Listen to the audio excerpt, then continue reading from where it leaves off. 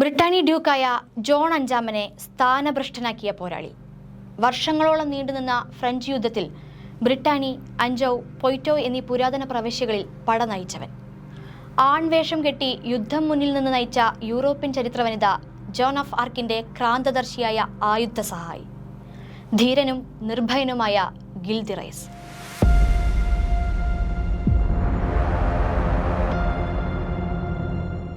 ഇത്രയേറെ വാഴ്ത്തുപാട്ടുകളുള്ള Gill the rice ഈ പദവികളെല്ലാം മുതലെടുത്തുകൊണ്ട് രഹസ്യമായി മറ്റൊരു ജീവിതം നയിച്ചിരുന്നു.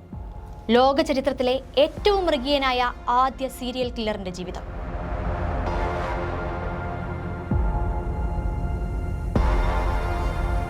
റൈസിന്റെ ബാല്യകാലം ദുരന്തങ്ങളാൽ നിറഞ്ഞതായിരുന്നു.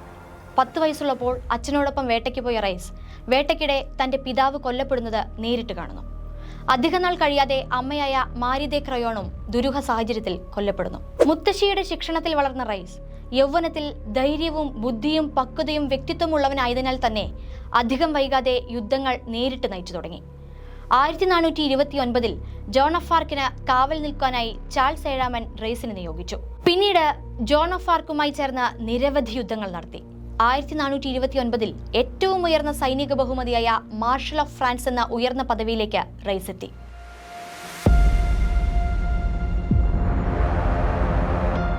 1431 ജോൺ ഓഫ് ആർക്ക് വധിക്കപ്പെട്ടതോടെ റൈസ് പടിഞ്ഞാറൻ ഫ്രാൻസിലുള്ള തന്റെ ആഡംബര വസതിയിൽ സ്ഥിരതാമസമാക്കി.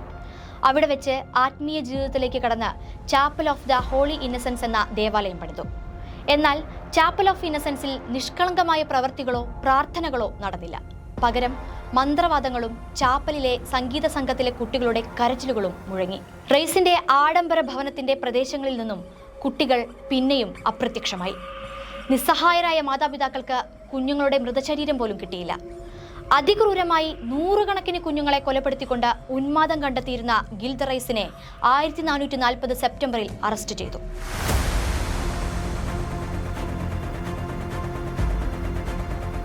കത്തോലിക്ക സഭയുടെ കോടതിയിലും സിവിൽ കോടതിയിലും നടന്ന വിചാരണയിൽ റൈസ് അയാൾ തട്ടിയെടുത്ത കുട്ടികളെ മന്ത്രവാദ ചടങ്ങുകൾക്ക് വേണ്ടി ക്രൂരമായി പീഡിപ്പിച്ചിരുന്നതായി ഏറ്റുപറഞ്ഞു. റൈസിനെ തൂക്കിക്കൊന്നതിനു ശേഷം കത്തിച്ചു കളയാനാണ് കോടതി വിധിച്ചത്.